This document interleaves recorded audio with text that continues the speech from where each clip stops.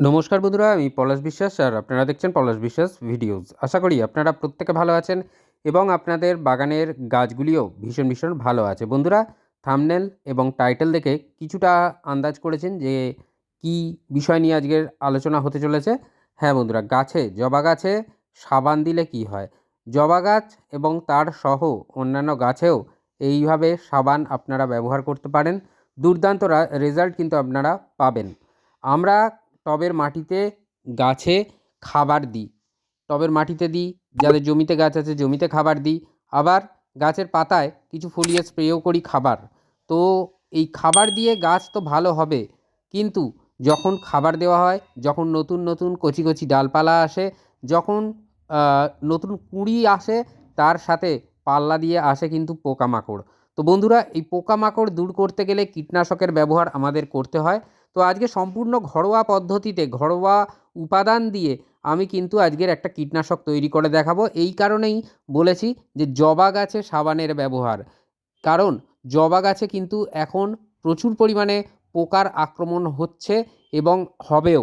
আ mealybug তার মধ্যে অন্যতম, এছাড়া তারপর জাপ পোকা। তো আজকের একদম হাতে কলমে আমি বলি যে পলাশ বিশ্বাস তার বাগানে যেটা করে সেটাই কিন্তু আপনাদের সামনে শেয়ার করে দেখায়। তো এই যে তরল দ্রবণ কী উপাদান দিয়ে বানাবো আজকের এই তরল কীটনাশক, জবা গাছের থেকে পোকা দূর করতে এবং অন্যান্য গাছ থেকে পোকামাকড় দূর করতে গেলে এই কীটনাশক কীভাবে বানাতে হবে, আজকের সেটাই আপনাকে বা আপনাদেরকে আমি দেখাতে চলেছি। বিশ্বাস করুন, দুবার ব্যবহার করতে হবে। একদিন দুদিনের গ্যাপে দুবার ব্যবহার করবেন। আপনার গাছের পাতায় এবং যে ডাঁটিতে বা যে কুঁড়ির গায়ে পোকামাকড় থাকবে, সেটা জাপ পোকা হোক বা আপনার মিলিবাগ হোক, সব কিন্তু চলে যাবে। কোনো পোকামাকড় থাকবে না, সব মারা যাবে। নিজেরাই চোখের সামনে দেখতে পাবেন তাদের বিনাশ। তো বন্ধুরা, এই যে তরল দ্রবণ বা তরল কীটনাশক আমি বানানো দেখাবো, সেটা তো দেখানোর মানে দেখাবোই। আর কতদিনের অন্তর ব্যবহার করতে হবে সেটাও বলে দিলাম। আক্রান্ত গাছে কিন্তু দুবার, দুদিনের ব্যবধানে দুবার আপনাকে ব্যবহার করতে হবে, তার মধ্যেই রেজাল্ট আপনারা পেয়ে যাবেন। আর এর পাশাপাশি বলবো যে আপনারা চাইলে এটাকে সপ্তাহে একদিন যখন নিম অয়েল স্প্রে করেন, সেই নিম অয়েলের সাথেও এই দ্রবণ কিন্তু মিশিয়ে সপ্তাহে একবার করে আপনাদের সব গাছে স্প্রে করে দিতে পারেন। দুর্দান্ত রেজাল্ট কিন্তু আপনারা পেয়ে যাবেন। আর অবশ্যই এই একদম সকালের প্রথম সূর্যালোক যখন আপনার বাগানে আসছে তখন মানে প্রয়োগ করতে পারেন, না হলে সন্ধ্যায় প্রয়োগ করবেন। যে কোনো একটা টাইমে আপনাকে কিন্তু এই কীটনাশক, ঘরোয়া হোমমেড কীটনাশক আপনাকে কিন্তু স্প্রে করতে হবে। তো এই কুঁড়িটায় দেখুন প্রচুর পরিমাণে কিন্তু মিলিবাগের আক্রমণ ঘটেছে। সেই জায়গা থেকে কিন্তু এই স্প্রে দিয়ে আমি কিন্তু মিলিবাগগুলোকে এখান থেকে সরিয়ে দিচ্ছি। তো আপনারাও কিন্তু এইভাবে স্প্রে করবেন কুঁড়ির চারিধারে এবং গাছের যে মানে পাতার নিচে বিশেষ করে আপনারা স্প্রে করবেন। এছাড়াও কুঁড়িগুলোতেও করবেন, কোনো সমস্যা হবে না। এই কুঁড়ি কিন্তু আগামী দিনে ফুটবে ফুল আকারে। তো বন্ধুরা, একদম মাঝেই দেখা যায় যে কীটনাশক কেনার হয়তো সামর্থ্য হয় না, কারণ আমরা শখের বাগানি। তো সেই শখের বাগানিদের জন্যই আজকের এই আ মানে উপস্থাপনা আমার। তো এটা যেটা দেখছেন এটা সাবান। যেকোনো সাবান নিতে পারেন। আমি মার্গো সাবান ইউজ করেছি, কারণ এর মধ্যে একটা তেতো ভাব আছে বা তেতো গুণ আছে। চাইলে আপনারা এটাও করতে পারেন। না হলে যেকোনো সাবান আপনারা ব্যবহার করবেন। কেন করবেন? কারণ মিলিবাগের গায়ের উপরে একটা দেখবেন আস্তরণ থাকে মোমের, যেটা কিনা এই সাবানের মধ্যে যে ক্ষার থাকে সেই আস্তরণটাকে ভেদ করে দেয়। এবং আপনারা যদি মানে এই সাবান সঠিকভাবে ব্যবহার করেন, সঠিক উপায়ে ব্যবহার করেন, তাহলে কিন্তু দারুণ রেজাল্ট পাবেন। কীটপতঙ্গ আপনার বাগান থেকে বিদায় নেবে। তো যাই হোক, যেকোনো সাবান ব্যবহার করতে পারেন, কিন্তু আমি এটা কেন করেছি সেটা আপনাদের বলে দিলাম যে নিম অয়েল মানে নিম সাবান ব্যবহার করার কারণ একটাই, যে এর মধ্যে একটা তিতো ভাব থাকে, যেটা কিনা পোকামাকড়দের মানে নাপসন্দ। তো এইভাবে হাত দিয়ে জাস্ট কচলে নেবেন সাবানটাকে জলেতে কিছুক্ষণের জন্য, মানে ১-১.৫ মিনিটের মতন কচলালেই দেখবেন যে জলের রঙটা সাদা নয়, যে কালারের সাবান আপনারা ইউজ করবেন সেই কালারের মানে সাময়িক কিছুটা মানে সেই কালার হয়ে যাবে আপনার জলের।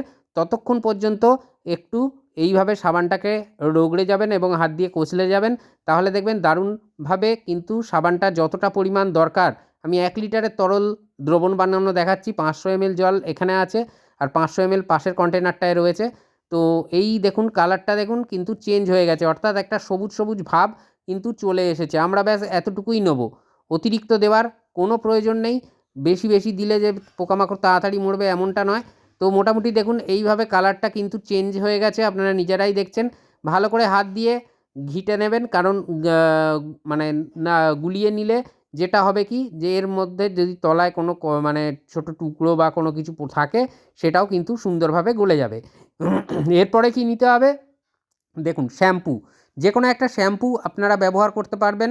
তো এখানে 6 ml 1 লিটার জলে, এইটা মাথায় রাখবেন যে 6 ml এর মতন শ্যাম্পু আপনাদেরকে কিন্তু দিতে হবে।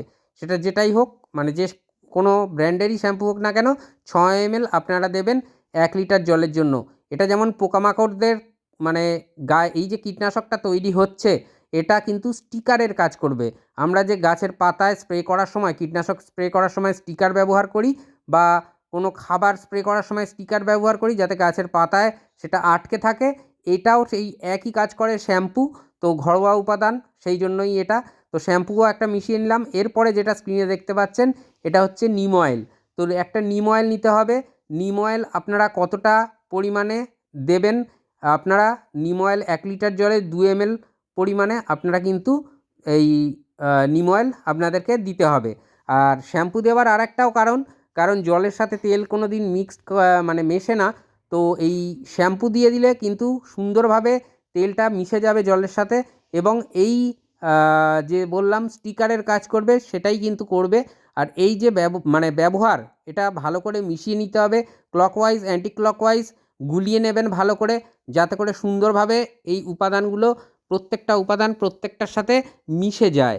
তো এই যদি ভালোভাবে মিশে যায় না বন্ধুরা, তাহলে দেখবেন যে সুন্দরভাবে কিন্তু আপনারা স্প্রে করতে পারছেন, এবং নজেল আপনাদের যে স্প্রেয়ার, তার কোনো ক্ষতি হচ্ছে না। তো এইটা 2 লিটারের একটা কন্টেনার। তো এর মধ্যে আমি 1 লিটারের দ্রবণ বলেইছি যে 1 লিটারের বানাবো। তো সেই জন্য এই 500 ml তরল দ্রবণ দিলাম, এর সাথে আরও 500 ml আমি সাধারণ জল অ্যাড করে দেবো। এই 1 লিটারের একটা সলিউশন আপনাদেরকে তৈরি করে দেখালাম। তো এই যে সলিউশনটা, এটা যেটা বললাম সপ্তাহে একবার করেও প্রদান করতে পারেন আপনাদের গাছে, অথবা আপনাদের আক্রান্ত গাছে মানে দুবার দিতে পারেন। দিতে হবে 2 দিনের ব্যবধানে 2 বার। তাহলে দেখবেন আপনাদের গাছগুলো কিন্তু সুন্দরভাবে বেড়ে উঠছে, কোনো পোকামাকড় দ্বারা আক্রান্ত হচ্ছে না আপনার বাগানের জবা গাছ। তো যদি এই যে প্রক্রিয়া বললাম, তো জবা গাছ ছাড়াও যদি অন্যান্য কোনো গাছে আপনাদের পোকামাকড় লেগে থাকে, সেটা অপরাজিতা হতে পারে, সেটা গাঁদা হতে পারে, বা যে কোনো গাছে, সেক্ষেত্রেও কিন্তু এই সলিউশন ম্যাজিকের মতো কাজ করবে। খালি জাস্ট খেয়াল রাখবেন পাতার দুটো পিঠ, মানে উপরিভাগ এবং নিচের ভাগ, দুটো অংশই যেন আপনার এই তরল ঘরোয়া উপাদান দিয়ে তৈরি যে দ্রবণ, সেটা যেন যায়, মানে লাগে। আর অবশ্যই ম্যাজিকের মতো কাজ করবে, দারুণ রেজাল্ট পাবেন আপনারা কিন্তু এই সাবানের ব্যবহার এবং তার সাথে এই সমস্ত উপাদানগুলো ব্যবহার করলে। আর অবশ্যই তার পাশাপাশি তো গাছের পরিচর্যা আসে প্রতিদিন সন্ধ্যে 6টায়। যারা নতুন বাগানি, যারা নতুন দেখছেন আমার চ্যানেলটাকে, তাদেরকে বলবো যে চ্যানেলটা সাবস্ক্রাইব করে রাখুন, পাশে থাকা বেল আইকনটা প্রেস করে অল করে রাখুন। সহজে বাগান করতে পারবেন, সুন্দরভাবে বাগান করতে পারবেন, স্বল্প খরচে বাগান করতে পারবেন। তো বন্ধুরা, আজকের মতো এভাবেই কিন্তু এই কীটনাশক ব্যবহার করুন। যারা আপনারা সবে দেখছেন ভিডিওটা, তারা কিন্তু অবশ্যই এটা সহজেই বানিয়ে ব্যবহার করে নিতে পারেন। যে সমস্ত খাবার দেখাই তাতে যা ফুল ফোটে আপনাদের গাছে, আপনারা যখন ছবি পাঠান মেসেঞ্জারে হোক কিংবা মানে বিভিন্ন জায়গায় যখন ছবি পাঠিয়ে দেখান বিভিন্ন সাইটে, তখন কিন্তু সত্যিই খুব আনন্দ লাগে, অনুপ্রেরণা পাই ভিডিওগুলো আপনাদের সামনে নিয়ে আসার জন্য। তো আশা করি উপকার পাবেন। আর মন ভালো রাখতে গেলে, পৃথিবীকে মানে মনের সাথে সাথে পৃথিবীকেও সবুজায়নে ভরিয়ে তুলতে হতে গেলে, তাহলে কিন্তু আমাদেরকে বাগান করতে হবে। সবাইকেই এই একই কথা বলি যে বাগান করুন বন্ধুরা। মন ভালো রাখার পাশাপাশি আপনাদের একেবারে বিনা পয়সার ওষুধ বলতে পারেন, যে শরীরও ভালো থাকবে, সুস্থ থাকবে। আর অবশ্যই যদি দেখতে থাকেন পলাশ বিশ্বাস ভিডিওস, মন থাকবে চিরসবুজ, পৃথিবী হবে সবুজময়। এই বলে আজকে এখানেই সমাপ্ত করছি। আবার আসছি আগামীকাল সন্ধ্যে 6টায় নতুন কোনো গাছের পরিচর্যা বিষয়ক ভিডিও নিয়ে। খুব ভালো থাকবেন বন্ধুরা সকলে। Happy gardening. নমস্কার।